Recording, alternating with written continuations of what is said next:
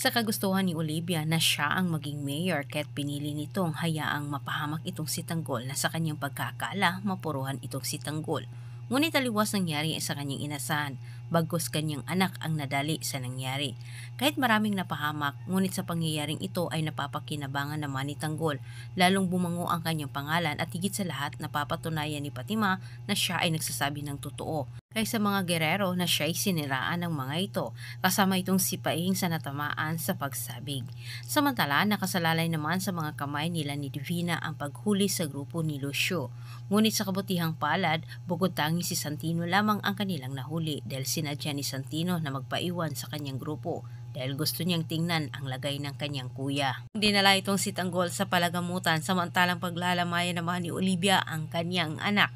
Ngunit taliwas ang nangyari sa inasahan nila ni Miguelito na ang kanilang bungakala ay wala na itong si Tanggol ang dahilan sa kanilang pagbunyi sa kanilang rally. Ngunit maya-maya lang ay nasira din ang magandang araw ng pamilyang Guerrero dahil nakarating din sa kanila ang balita na itong si Tanggol ay dinala sa palagamutan, ligtas ito sa nangyaring pagsabig. Sa pagpaliwanag naman ni Lucio dito kay Roberto, si Santino naman ang kanyang itinuro dahilan kung bakit buhay itong si Tanggol. Paliwanag ni Lucio, lumihis umano ng ibang plano itong si Santino matapos nitong nalaman mula kay Fatima na hindi si Tanggol ang dumido kay David kundi itong si Miguelito.